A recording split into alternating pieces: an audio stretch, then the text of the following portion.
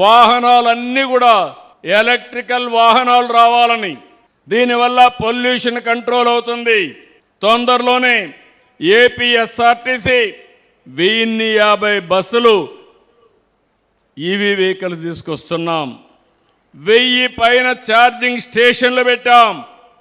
ఇంకో తొందరలో 444 వస్తాయి.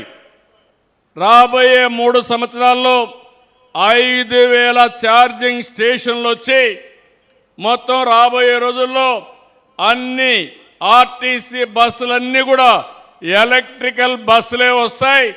మీరందరూ సహకరిస్తే ఆర్టీసీ బస్సులన్నీ కూడా ఏసీ బస్సులు పెట్టి పేదవాళ్ళు కూడా తిరగడానికి ప్రయాణ సౌకర్యం కల్పిస్తాం.